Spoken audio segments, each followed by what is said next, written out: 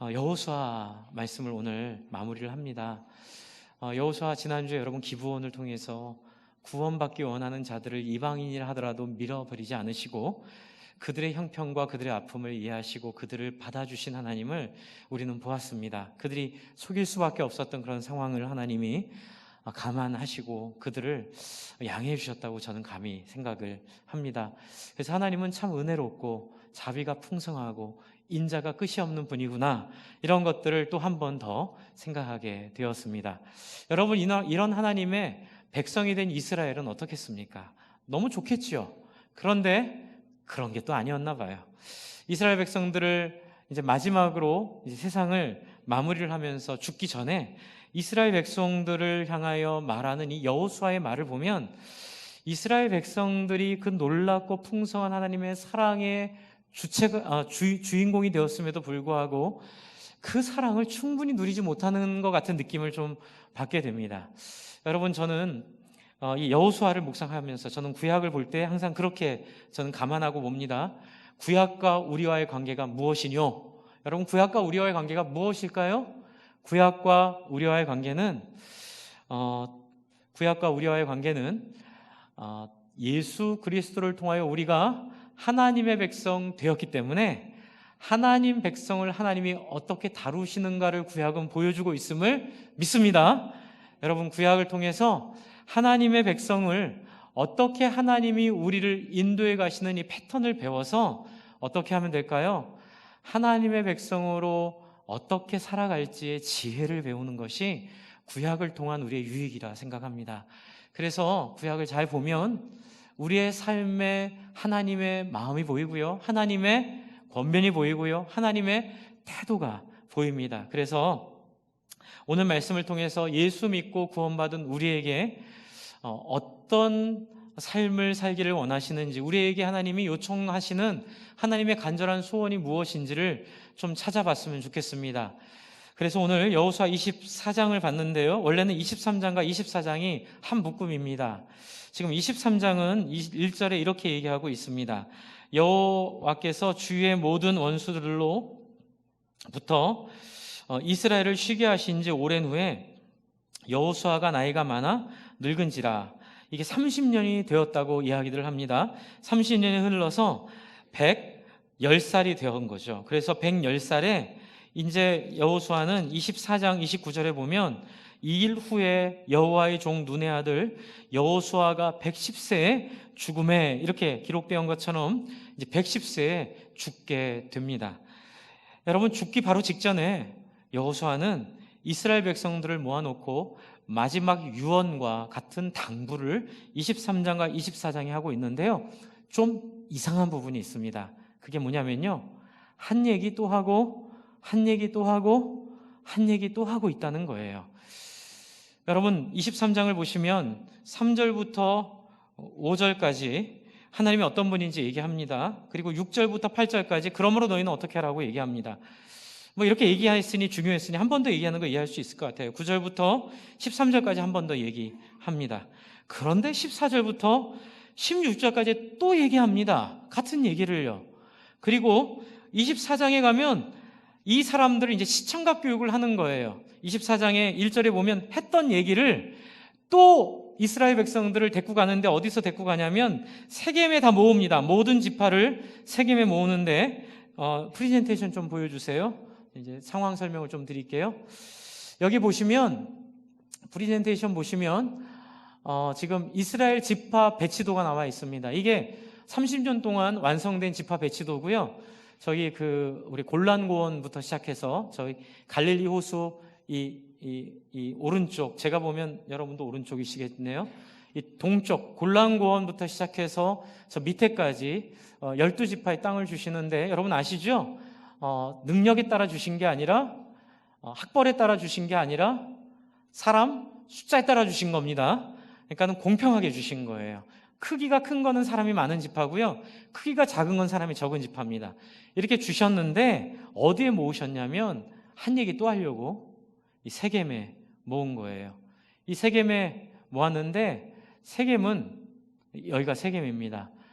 북쪽에 에발산이 있고 남쪽에 그리심산이 있습니다. 그래서 세겜은 이쪽 동쪽에서 에발산과 그림신산을 보고 서쪽을 보고 동쪽에 서서 에발산 그림산을 보고 이스라엘 백성들 하나님이 이게 시청각 교육을 신명기부터 시키시죠. 그래서 그리심산에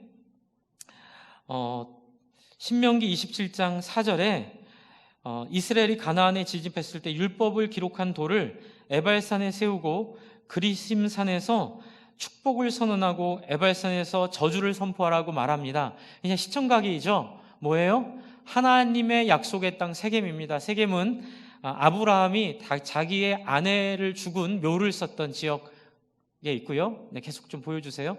세겜은 그런 지역에 있고요. 거기에 야곱의 우물이 가까이 있어서 이 지역을 하나님께서 굉장히 중요하게 이스라엘 백성들의 상징적으로 주셨는데, 여기 서서 에발산에는 저주를, 그리심산에는 축복을 얘기하고, 그리고 여호수아 8장에 보면 여호와의 명령대로 에발산에 제단을 쌓았고요. 그리고 재밌는 거는 이스라엘의 지파의 절반을 그리심산에, 절반을 에발산에 세워서 또 축복을, 저주를 선언합니다. 이런 일을 왜 했을까요? 그리고 나서 이제 안 보여주셔도 됩니다. 24장에 가시면 24장에 이 세겜에 모아놓고 사람들에게 시청각 교육을 해가면서까지 똑같은 얘기를 또 반복해요. 그래서 양해하고 들어주십시오. 연세가 너무 많이 드셔서 한 얘기 또 하고 한 얘기 또 하고 한 얘기 또 하는 건가? 그런 생각이 들 정도예요. 죄송합니다. 저도 그 길로 가고 있습니다. 열심히. 그러니 뭐 같은 형편이라 생각하고 말씀드리는 겁니다. 과연 그런 걸까요? 여러분 혹시 그런 의문을 가져보셨나요? 왜 한 얘기를 또 하고 한 얘기를 또 하고 한 얘기를 또 할까요?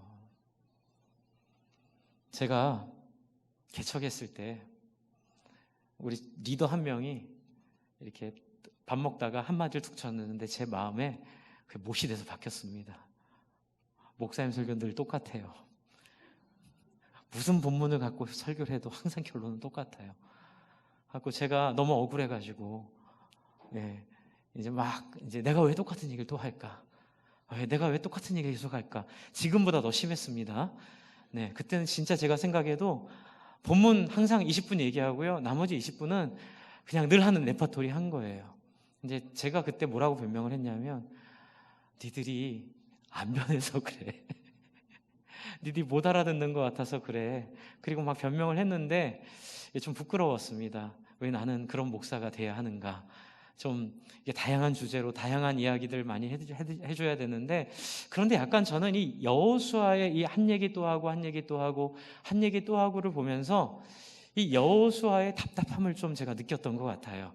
제가 이제 좀 변명을 하지만 제가 그 당시에 그렇게 할 수밖에 없었던 이유는 제가 그걸 못 알아듣더라고요. 제가 정말 중요하게 여겼던 게 하나 있었는데, 그건 뭐냐면 자아 성찰이었어요. 자기를 포기하고 자기를 극복하고 이제 이렇게 자기를 좀 비우는 거. 근데 제가 맨날 저희 청년들은 대부분 강남 대치동 아이들이었습니다. 그래서 제가 맨날 데리고 싸웠던 게 뭐냐면 이 강남 기질. 제가 맨날 강남 기질, 너희들 강남 기질 버리지 않으면 예수 잘 못 믿는 거야. 강남 기질 버려야 돼. 맨날 그 얘기하면서 씨름했는데, 아무리 아이들이 잘 순종을 해도 그게 DNA에 섞여 있는 그것까지 다 벗겨내고 싶은 욕심이 좀 있었던 것 같아요. 그런데 그건 제가 좀 그건 좀 양보할 수 있었을지 모르겠지만, 오늘 여호수아는 그 양보가 안 되는 것 같아요. 그러니까는 한 얘기 또 하고 한 얘기 또 하고, 무슨 얘기 하는 거예요? 하나님께 제발 순종해라. 좌로나 우로나 치우치지 말고, 너희의 삶의 핵심은 누가 잡고 있다? 하나님이 잡고 있다.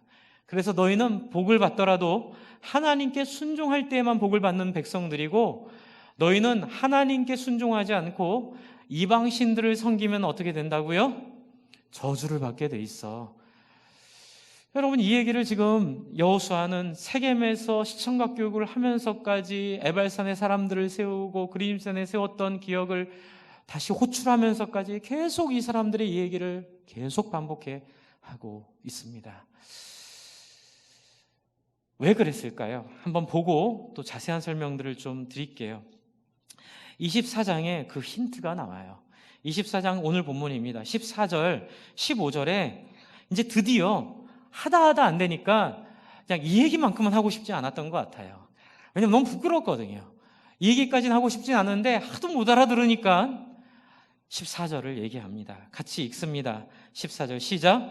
그러므로 이제는 여호와를 경외하며 온전함과 진실함으로 그를 섬기라. 너희의 조상들이 강 저쪽과 애굽에서 섬기던 신들을 치워버리고 여호와만 섬기라. 이건 좀 이따 더 깊이 말씀을 드리겠는데 충격적인 얘기가 나오는 거예요. 뭐가 충격적이세요? 이들 속에 뭐가 있다고요? 애굽에서 섬기던 신들을 이들이 아직도 갖고 있다는 얘기예요. 하나님의 백성으로 나왔는데 여기서부터 이제 굉장히 할 얘기가 많아지는데 오늘 되게 절제하면서 아주 조금만 하겠습니다. 여러분, 애굽에서 섬기던 신들을 갖고 나온 거예요. 그러니까는 이 한 얘기 또 하고 한 얘기 또 하고의 실체는 뭐냐면 지금 너희들한테 내가 하는 얘기는 너희들의 대답이 아니라 너희들이 끄덕끄덕 듣고 이해하는 게 아니라 너희들이 이 정도 얘기 들었으면 어떡하라고요? 신을 치우라는 거예요. 너희들 집에 있는 이방 신들을 치우라는 거예요. 우리 프레젠테이션 한번 보여주세요. 글자 제가 창세기 35장 2절에 이런 얘기가 있습니다. 야곱이 이에 자기 집안 사람과 자기와 함께한 모든 자에게 이르되 너희 중에 있는 이방 신상들을 버리고 자신을 정결하게 하고 너희의 의복을 바꾸어 입으라. 여러분, 여기에서 깜짝 놀랄 얘기가 나오죠. 야곱 때에 뭐가 있었다고요? 그 안에 이방 신상들을 섬기고 있었다는 거예요. 그리고 31장 9절에 그때 라반이 양털을 깎으러 갔으므로 라헬은 그의 아버지의 드라빔을 도둑질하고, 또 깜짝 놀랄 얘기인 거예요. 그 이스라엘 백성 가운데 드라빔을 가지고도 그쵸? 하나님을 섬긴다고 하면서 양다리 걸치며 신앙생활을 하고 있었던 게 이미 야곱 때부터였고, 애굽에서는 말할 것도 없이 애굽에서 섬기던 신들을 이제 안 보여주셔도 됩니다. 그대로 갖고 와서 자기들이 이 이방 신산을 가지고 하나님을 섬긴다고 감히 말하고 있는 이스라엘 백성들. 여호수아는 지금 그게 염려가 되는 거예요. 너희가 하나님의 백성이 한번 된 이상 너희가 그렇게 살면 너희가 화를 면치 못하게 될 것이다. 여러분, 사도 바울이 그런 회상을 하죠. 만약 부활이 없으면 나는 세상에서 가장 불쌍한 자다. 내가 했던 고생은 다 헛고생이 되고 내가 했던 희생은 다 헛수고가 되는 것이다. 부활이 있기에 나의 이 모든 삶이 의미 있고 가치로운 것이다 라고 얘기하는 것처럼, 여러분, 하나님의 백성이 하나님의 복 가운데 부활이 저는 복이라고 믿는데, 복 가운데 들어가지 못하고 하나님의 이 저주 가운데 계속 머물러 있으면 이처럼 힘들고 비참하고 어려운 일이 어디 있겠습니까? 그런데 여기서 이제 하나 잠깐 말씀드리고 싶은 건, 여러분 오해하시지 말아야 될 것은, 하나님이 우리에게 복과 저주를 명령하신 것이 너 내 말 안 들으면 괘씸하니까 혼 좀 나라 이렇게 주신 게 아니라는 거예요. 여러분, 하나님이 복과 저주를 주신 이유는 아주 명확하고 명쾌합니다. 뭘까요? 하나님 닮은 사람 만들려고요. 그러니까는 이스라엘 백성이 한번 된 이상, 저는 기브온도 그랬다고 보고요. 그리고 라합도 그 대상이 되었다고 봅니다. 여러분, 하나님의 백성이 되고 싶어 된 이상, 또 하나님의 백성으로 선택받은 이상, 하나님이 원하시고 꿈꾸시는 목적이 딱 하나 있어요. 뭐냐면 하나님을 닮은 성품과 마음으로 이 세상을 살아내서 하나님의 나라에 합당한 사람으로 준비되는 하나님의 백성을 준비하는 것이 하나님의 목표였다는 거예요. 여러분, 그렇기 때문에 저주는 저주가 아닙니다. 왜 저주하시죠? 왜 화를 주시죠? 그렇게 살면 안 된다고. 그렇게 살면 하나님의 영광스러운 하나님의 사람으로 살아갈 수 없다고 하나님이 이스라엘 백성을 원시적이지만 이제 좀 본능적이지만 맴매를 해서라도 이스라엘 백성들을 그렇게 하지 못하게 해서 이들이 스스로 아파서라도, 아프지 않기 위해서라도 어떻게 해요? 이방신들을 섬기지 않고 하나님만 섬기게 하려고 하나님이 이들을 보호하시는 거라고 생각을 해야 합니다. 선악과를 생각하면 좀 더 이해가 쉬워질 수 있을 것 같습니다. 여러분, 아담과 하와가 선악과를 먹은 다음에 하나님이 이런 얘기를 하세요. 이들이 우리와 같이 죄를 아는 일에 하나가 되었으니 이들이 생명나무를 먹고 영생할까 겁이 난다. 그러니 이들을 에덴에서 쫓아내자. 그래서 에덴에서 쫓겨나온 이유는 선악과를 먹어서 쫓겨나온 것도 있겠지만 더 구체적으로 생각을 해보면 선악과를 먹었기 때문에 뭐 하면 안 돼요? 영생하면 안 되는 거예요. 영생하면 뭐가 될까요? 네, 괴물이 되는 거예요. 죄를 짓는데 영생한다고 생각해 보세요. 히틀러가 영생한다고 생각해 보세요. 여러분, 히틀러까지는 아니더라도 이 세상에 사는 많은 사람들이 자기가 갖고 있는 한계와 자기가 갖고 있는 그 어둠을 가지고 영원히 그 영생의 능력을 누리며 권자에서 내려오지 않고 그렇게 산다고 생각해 보세요. 그럼 이 세상이 뭐가 될까요? 지옥이 되는 거예요. 그래서 어쩌면 죄인인 우리에게 하나님 주신 선물은 이 죽음일 수도 있어요. 여러분, 우리의 이 죄된 육체와 죄된 마음과 이 죄된 모습을 하나님 앞에서 심판을 통하여 한번 정리를 하고 새로운 몸으로 부활하는 것은, 그것은 죄의 저주를 역전극으로 만드시는 하나님의 구해말 말로 홈런이라고 저는 생각을 합니다. 여러분, 이게 왜 중요할까요? 여러분, 하나님은 이스라엘 백성을 포기하지 않으세요. 하나님이 한번 선택한 백성은 기어코 구원하세요. 그런데 구원이 이슬람이 생각하는 그런 구원이 아니에요. 이슬람의 구원은 구원, 천국에 갔는데 지하드, 성전을 이루어가지고 천국에 가면 이렇게 여러 남자들 같은 경우는 많은 여성들이 자기를 시중을 드는 아주 세속적이고 세상적인 구원을, 천국을 생각하는데 그런 천국이 아니라는 거죠. 하나님은 우리에게 어떤 천국이요? 하나님의 형상을 닮은 사람들이 함께 더불어 살아가는 곳을 천국으로 주셨음을 믿습니다. 그래서 그곳에서 잘 살아갈 수 있는 사람을 이 땅에서 준비시키려고 복과 화를 선언하신 거예요. 여러분, 우리는 예수를 믿고 구원받았습니다. 오늘도 기도 너무 잘해주셨는데 저희는 예수 믿고 구원받았습니다. 그렇죠? 그런데 이 부분을 정말 잘 생각하셔야 돼요. 예수 믿고 구원받았다는 그 짧은 문장 속에 있는 이 깊이가 어떤 것인지, 그것은 바로 예수 믿은 동시에 여러분은 오늘 하나님의 손에 다루어지는 사람이 되었담을 의미합니다. 이제 여러분은 예수를 믿은 이상, 하나님 앞에 나온 이상 여러분이 원하는 대로 살 수 없게 된 거예요. 왜요? 하나님은 여러분을 거룩한 사람으로 영원히 살게 하시기를 원하십니다. 저와 여러분을 영원한 인생으로 살게 하기를 하나님 꿈꾸시는데 조건이 있어요. 뭐예요? 영원히 살아도 이 땅에 저주가 되지 않을 인생. 그러기 위하여 여러분이 한번 예수를 믿고 그리고 여러분이 하나님의 선택을 받은 이상 하나님은 이제 우리의 삶에 개입하십니다. 어떻게 해요? 화와 저주로 개입하십니다. 그래서 저는 구약을 이해할 때 항상 하나님의 백성을 다루신 하나님의 손길로 이해를 합니다. 그래서 예수를 믿고 나서도 시련이 오나요? 안 오나요? 시련이 찾아옵니다. 어려움이 찾아옵니다. 제가 예전에 왔을 때 주일날 빼먹고 스키 타러 가도 하나님 다리 부러뜨리지 않는다고 말씀을 드렸는데 이제 그 말씀을 드리고 나서 후회를 좀 했습니다. 너무 편하게 빠지시더라고요, 주일을. 그래서 또 제가 살짝 기도했어요. 하나님, 다리 정도는 안 부러뜨리시더라도 타박상 정도는 있게 해주세요. 그래서 뭔가 이게 또 아닌 게 아니라, 그렇죠? 좀 아닌 걸 통해서 또 우리가 이렇게 하면 안 되잖아요. 그래서 제가 이런 생각을 해요. 여러분, 하나님은 코끼리 같다는 얘기가 다른 얘기가 아니고요. 장님의 코끼리 만질 때 다리만 만지고 이게 다 말할 수 없잖아요. 그렇죠? 그러니까 제가 말씀드린 건 일부분이에요. 하나님의 일부분. 오늘 또 다른 일부분을 말씀드립니다. 어떤 일부분이죠? 하나님이 여러분을요 쫓아다니십니다. 그래서 하나님 백성으로 한번 선택하신 이상 결코 하나님은 그걸 포기하지 않으세요. 무슨 얘기일까요?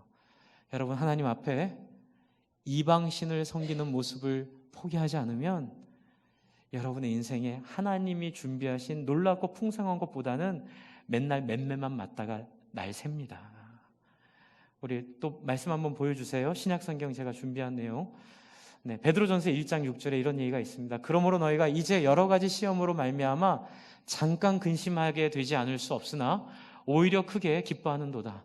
너희의 믿음의 확실함은 불로 연단하여도 없어질 금보다 더 귀하여 예수 그리스도께서 나타나실 때에 칭찬과 영광과 존귀를 얻게 할 것이니라.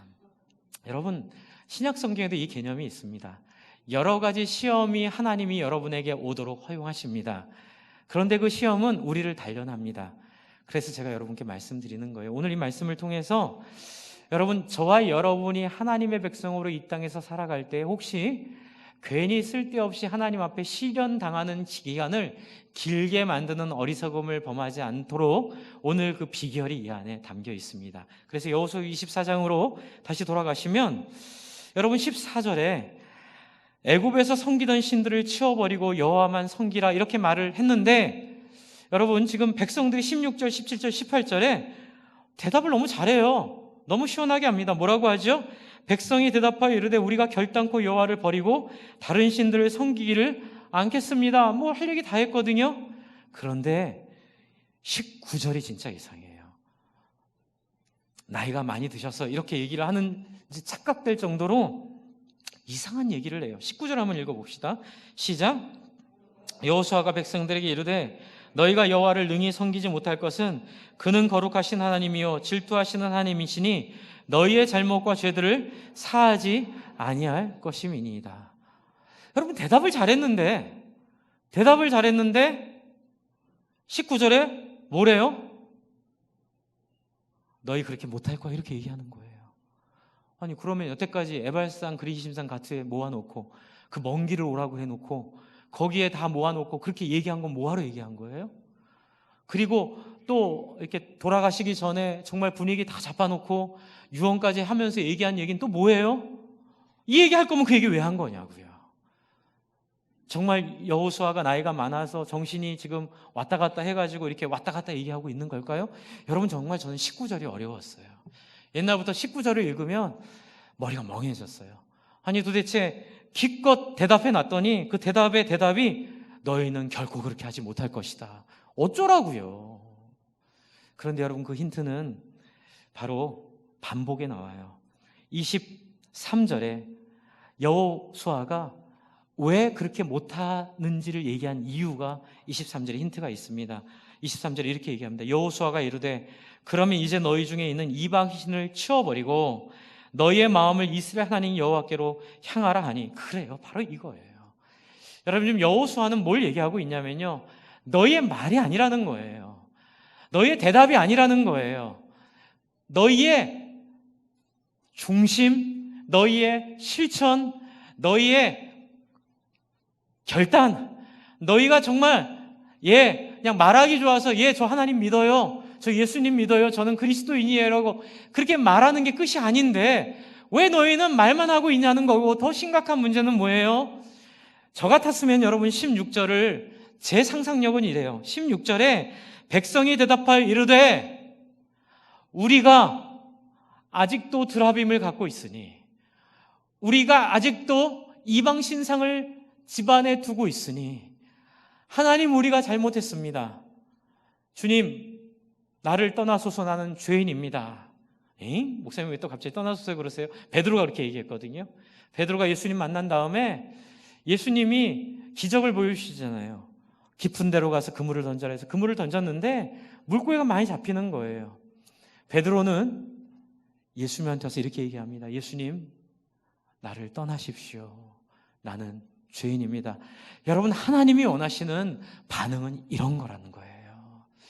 여러분 하나님이 선택받은 하나님의 백성들, 선택한 하나님의 사람들에게 하나님이 기대하시고 원하시는 것은 바로 하나님으로 인하여 얻게 될 복이 아니라, 여러분 저는 그 베드로의 이야기가 굉장히 인상이 깊었어요. 왜냐하면 오병이어를, 요한복음에서 오병이어를 본 많은 사람들은 예수님을 먹고 배부른 까닭에 감금하려고, 황금알을 낳는 거위처럼 예수님을 잡아 왕 삼으려고 예수님을 열심히 쫓아갔을 때 예수님은 열심히 런어웨이, 도망을 가버리세요. 그러면서 사람들 떨어뜨려 내려고 내 피를 마시고 내 살을 먹어라 이랬더니 사람들이 식인 종교야 이래가지고 다 떠나고 12명 남거든요. 예수님의 그 마음에 딱 합한 사람이 누구냐면 베드로예요. 베드로는 예수님이 물고기를 많이 잡게 한 게 중요한 게 아니었어요. 뭐예요? 나는 죄인이라는 걸 깨달은 거예요. 예수님의 말씀과 행동을 보면서, 예수님이 보여준 그 모습을 보면서 내가 어떤 죄인인지를 인정하고 하나님 앞에 자기를 항복시키는 그 일을 한 거예요. 그런데 문제는 뭐냐면, 이스라엘 백성들은 야곱 때부터 계속해서 내려오지만, 율법을 주셨지만 시내산 언약을 통해 또 세겜 지금 언약까지 이를 때까지 이 과정 가운데 하나님이 끊임없이 인내와 사랑으로 이 사람들을 섬겨주셨지만 이들의 마음이 바뀌지 않는 거예요. 이들의 중심이 바뀌지 않는 거예요. 뭐예요? 양다리 걸치는 신앙생활 계속하고 있는 거예요. 한쪽에는 하나님의 복도 감사하고 좋은데, 또 한쪽은 주변에 애굽에서 배워먹은 그 나쁜 버르장머리들, 그리고 가나안에 들어와서 또 새롭게 본 가나안 지역의 휘황찬란하고 놀랍고 멋진 문화들에 도취돼가지고 남들 집 산다니 다 그 따라가가지고 한 채 있는데 만족하지 못하고 10채, 20채 그런 사람 부러워하고, 누가 돈 벌었더라 하면 거기에 온갖 정신이 팔려가지고 거기에 몰려가서 그것을 위해 기도하는 그 이상한 신앙들. 여러분, 하나님이 백성이 되었는데, 하나님 나라의 자녀가 되었는데, 하나님 원하시는 건 뭐예요? 이방신에서 떠나라는 거예요. 이방 세상적인 가치로부터 떠나라는 거예요. 거기에 머무르면 뭐만 돼요? 맨날 하나님 앞에 다루어짐만 당하게 돼 있어요. 하나님의 손에 맨날 다루어지게 되어 있어요. 주 안에 사랑하는 성도 여러분, 하나님 앞에 여러분의 우리의 신앙이 정말로 자유롭고, 정말로 신앙이 내 정말 예수 믿길 잘했다, 그리고 너무 자긍심 가운데 정말 우리 가운데 하나님 주시는 은혜와 능력 가운데 정말 후회 없이 정말 내가 다시 살아도 내가 이 사람들과 함께 신앙생활하고 내가 이 교회는 내 인생에 정말로 내 인생을 살게 해준 보람을 가득 준 교회다라는 이런 고백으로 못 사는 사람이 얼마나 많은 시대예요. 여러분, 이 시대에 많은 기독교인들이, 그리스도인들이 오해하는 부분이 바로 이 부분이에요. 예수 믿었으니 다 됐다는 거예요. 예수 믿었으니 하나님이 알아서 다 해줄 거라는 거예요. 아니에요. 그럴 거면 구약 성경 없어졌을 거예요. 하나님의 섭리로 구약 성경 하나님이 다 손실되게 하셨을 거예요. 하나님의 섭리로 여러분 구약이 여기까지 이렇게 놀랍게 유지되어 왔는데, 저는 그게 하나님이 우리에게, 예수 믿은 백성들에게 어떤 하나님의 백성으로 살지를 보여준 길이라고 저는 믿습니다. 주 안에 사랑하는 성도 여러분, 소홀히 여기시면 안 됩니다. 뭐를요? 세상 가치에 발딛고 사는 것을 다 그렇게 사니 어쩔 수 없다 생각하시면 여러분 평생 하나님의 다루심만 다루다가 맨날 교육만 받다가 제대로 된 싸움 한번 해보지 못하고 맨날 하나님 앞에, 그러니까 저주라고 표현을 해야 되나요? 화라고 표현을 해야 되나요?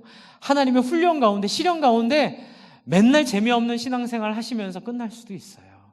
주 안에 사랑하는 성도 여러분, 정말 꿈꾸는 거 하나 있죠? 그게 뭘까요? 우리 지난번 5번의 말씀을 통하여 하나님의 나라는 이와 같으니, 그렇죠? 하나님의 나라는 이와 같으니라고 말씀하셨던 그 5번의 말씀, 여러분 그 말씀을 통하여 우리 안에 세상적인 입맛이 바뀌기를 바랍니다. 여러분, 저는 이번 5번의 말씀을 통해 너무너무 좋았어요. 제가 이런 표현을 써도 돼야 될지 모르겠는데 미칠 것 같았어요. 너무 좋아서. 근데 뭐가 그렇게 좋았을까요? 제가 좋았던 건 바로 그런 거예요.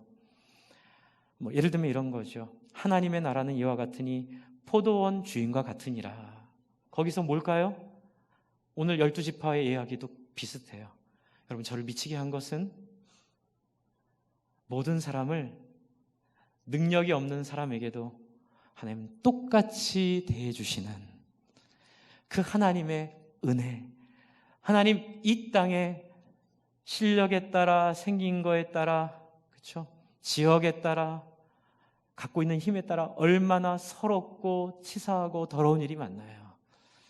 그런데 여러분, 하나님의 나라는 우리를 아침 6시에 왔던 저녁 5시에 왔던, 힘이 있던 힘이 없던 상관없이 하나님은, 또 우리 2번째인가 3번째 날 들었죠? 둘째 아들을 뛰어나와 안아주시는 아버지의 마음으로 우리를 사랑하시는 그 하나님, 그것이 하나님의 나라라는 게 저를 미치게 하더라고요. 하나님, 이 한국 사회에 정말 필요한 나라가 이 나라입니다. 우리 화종 목사님 그 말씀이 전 너무 옛날부터 좋았어요. 조국교회 속에 우리의 이 아버지 어머니가 살았던 이 조국 사회 속에 하나님께서 이 하나님의 나라 보여주시기를 기도합니다. 그래서 사람들 속에 찢어져 있고 갈라져 있는 자기 이해관계를 따라 신앙생활도 그렇게 하는 우리의 이 여호수 앞에 서 있는 이스라엘 백성들과 같이 뻔뻔하고 잘 알아듣지 못하고 이 무딘 우리들 속에 하나님 이 말씀을 통하여 우리의 드라빔을 버리게 하시고 우리의 우상을 버리게 하셔서 어떻게 해요? 그 5번의 말씀해 주셨던 여러분 세상에서 그렇게 살면 말이 안 되잖아요. 그렇죠? 새 차 뽑은 날 하필 그렇죠? 피투성이가 된 행인을 만나가지고 새 차 내가 20년을 10년을 꿈꾸며 뽑은 이 차인데 그 차의 시트를 기꺼이 피투성이 된 사람에게 내어줄 수 있는 하나님의 나라 할렐루야. 여러분 그 하나님의 나라를 하나님이 맛보게 하시려고 드라빔을 버리라는 거예요. 맛보면 어떤 일이 벌어질까요? 그리심산을 상징되는 하나님의 복이 부어지게 되어 있어요. 주 안에 사랑하는 성도 여러분, 저는 저와 여러분의 마음속에 이 놀라운 하나님의 나라를 누리기 위한 결단들이 있기를 바랍니다. 목사님, 인간은 죄인이라서 그렇게 할 수 없다 그랬잖아요. 그래요, 맞아요. 그래서 예수님이 오셨어요. 그런데 중요한 게 하나 있어요. 그런데 예레미야서에 나와 있고 에스겔서에 나와 있는 여러분 그 뼈와 뼈들이 맞붙어서 살아난 역사 기억하시죠? 네, 뼈들이 살아나서 군대가 된 그 역사가 가르쳐주고 있는 핵심은 딱 하나예요. 내가 너희의 마음을 바꾸겠다. 할렐루야. 그게 바로 예수 그리스도의 십자가를 통하여 성령이 우리에게 오신 사건이에요. 여러분 성령이 우리에게 주어졌음으로 말미암아 우리는 여호수아 24장에 있는 이 이스라엘 백성의 이 무기력과 이 이중성과 이 실체 없는 말의 향연을 그치게 할 수 있음을 믿으시기 바랍니다. 여러분 세상에 그냥 그렇게 속해 사는 것은 믿음이 약한 게 아니라 안 믿는 거라고 감히 말씀드리고 싶어요. 여러분 예수 믿는 게 뭘까요? 하나님을 믿는 게 뭘까요? 세상과 하나님 중 둘 중에 하나를 선택하는 거예요. 여러분 하나님을 선택한다는 게 뭘까요? 팔복을 선택하는 거예요. 성령의 9가지 열매를 선택하는 거예요. 그 팔복과 성령의 9가지 열매의 핵심이 뭘까요? 그건 바로 인간을 차별하지 않고 모든 인간을 인간의 존엄이 회복되는 사람으로 대해주며 그렇게 서로가 서로를 하나님의 형상으로 대하는 하나님의 새로운 나라를 내 안에서 누리고 우리에게 주신 교회를 통해 누리고 그 교회를 통하여 이 세상에 그런 나라를 한 번이라도 보고 죽을 수 있도록 사람들에게 기회를 주는 거라고 저는 그것이 우리의 사명이라고 믿습니다. 주 안에 사랑하는 성도 여러분, 주 안에 사랑하는 여러분, 성령은 이미 오셨습니다. 그러므로 우리는 여호수아 24장에 있는 이들처럼 하지 않을 수 있게 되었습니다. 그러므로 여러분 이 말씀 기억하십시오. 구하라 그리하면 주실 것이요 찾으라 그리하면 찾으리니 찾는 자마다 얻게 될 것이고 아들이 생선을 달라 하는데 어떤 아버지가 돌을 주겠냐 하물며 너희의 아버지일까 보냐. 주 안에 사랑하는 성도 여러분, 우리의 문제는 아직도 우리가 세상을 사랑한다는 겁니다. 아직도 우리는 말로는 하나님을 믿는다고 말하지만 아직도 말로는 하나님의 영광을 사랑한다고 말하지만 진짜 우리의 고백은 우리의 선택 속에 나타나 있게 되어 있습니다. 여러분이 정말 하나님 사랑하는 자리로 나오기를 바랍니다. 이를 위해 필요한 것 딱 하나 말씀을 드리겠습니다. 필요한 거 뭘까요? 아까 지금 여호수아 24장 16절에 제가 말했던 것처럼 백성이 대답하여 이르되 우리가 죄인입니다. 여러분 제가 신상을 버리라고 말하고 싶지 않아요. 이렇게까지는 하자는 거예요. 신상을 버리지 못하면 이렇게 하자는 거예요. 한번 같이 해볼까요? 하나님, 신상을 못 버리겠습니다. 나를 불쌍히 여겨주십시오. 나를 바꾸어 달라고 진실함과 정직함으로 하나님 앞에 나오는 예배가 회복되어야만 할 줄을 믿습니다. 그래서 제가 여러분에게 예배 시간에 집중해 달라고 그러는 거예요. 그러나 저는 이번에 화종주 목사님 말씀 듣고 되게 위로받은 게 뭐였냐면요, 하나님의 나라는 한 여인이 밀가루에 넣은 누룩과 같으니, 우리 교회는 오늘 기둥 뒤에 안 계시는데 기둥 뒤에 이렇게 왔다 갔다 하시는 분 얘기 들으셨죠? 네, 설교 들을 때 사실 목사 입장에서는 굉장히 안타까운데, 이래 돼가지고 변할까 싶은 마음이 들 때가 사실 목회를 하다 보면 저를 통해서도 보이고 성도님들 통해서도 보이고 뭐 다 좌절밖에 안 되죠. 그러나 그 말씀이 주신 힘은 뭘까요? 누룩이 들어가면 빵이 확 변하는 것처럼 여러분의 마음의 문을 열 때 성령이 여러분 안에 들어오시면 여러분 상상할 수 없는 변화를 여러분이 겪게 되실 줄을 믿습니다. 여러분, 이 일을 하는 것이 예배에 집중하는 겁니다. 여러분, 예배에 애를 써서 하나님께 나아가는 것입니다. 여러분, 왜 이스라엘 백성들에게 여호수아가 좌로 우로 이렇게 북으로 남으로 저주와 축복을 왜 얘기했을까요? 하나님이 왜 우리한테 이런 얘기로 도전하셨을까요? 그건 제가 늘 말씀드리는 거죠. 하나님이 이스라엘 백성을 설득하기를 원하세요. 억지로 하는 거 원하지 않으세요. 그렇죠? 그래서 잘못할 때는 맴매를 때리고 잘할 때는 복을 주면서 이스라엘 백성들이 누구를 경험하게 하기를 원하시냐면 하나님을 경험하기를 원하셔서 스스로 기쁨으로 이방 신상을 버리기를 원하심을 믿습니다.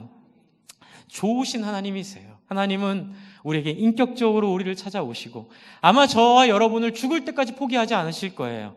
저도 그래서 제가 사람들을 항상 평가하고 제가 사람들을 대할 때 아무리 저를 실망시킨 분이라 하더라도 제가 최후 판단을 하지 않으려고 해요. 할 수가 없어요. 왜요? 누룩이 그 안에 들어가면, 하나님의 영이 그 안에 들어가기만 하면 놀라운 변화가 있을 걸 믿기 때문에 그렇습니다. 그래서 기도하고 축복하고 그 사람의 생길 변화들을 가지고 하나님 앞에 나아가는 놀라운 역사가 그 가운데 있게 될 거를 여러분도 믿어주시기를 바랍니다. 주 안에 사랑하는 성도 여러분, 저와 여러분은 어떻습니까? 혹시 이 신학을 잘못 오해해서 예수 믿으면 다 되는 거야 라고 하고 말만 예수 믿는 믿음 하는 거 아닙니까? 마치 비행기표 구하면 비행기 타고 가면 다 되는 것처럼 그렇게 생각하는 거 아닙니까? 물론 그런 의미도 있겠지만 여러분, 여러분에게 열려진 이 하나님 나라의 백성의 자리는 여러분 안에 있는 여러분의 자의를 가지고 세상을 대가를 지불하여 버리고 하나님만 섬기고 하나님의 나라만 귀하게 여기겠다는 수원으로 나가는 그 순간까지 하나님은 여러분을 단련하시기를 포기하지 않을 것입니다. 여러분, 그 단련 가운데 승리하시기를 바랍니다. 승리할 것입니다. 누구든지 원하면, 여러분, 누구든지 그 소망을 갖고 있는 자는 하나님이 버리지 않으십니다. 그래서 저는 참 이 교회 오셔서 조셔도 됩니다. 제가 사실 딴짓 하지 말라고 말씀드리는데 하셔도 됩니다. 저는 믿습니다. 조시다가 딴 일 하다가 하나님의 말씀에 누룩이 들어가면, 그 안에 하나님을 향한 마음이 열리면 세상을 버리는 대가를 지불하는 놀라운 역사가 일어날 줄을 믿습니다. 여러분, 그 일을 우리가 함께 추구하고 꿈꾸고 나아가기를 바랍니다. 우리 한번 같이 기도했으면 좋겠는데요.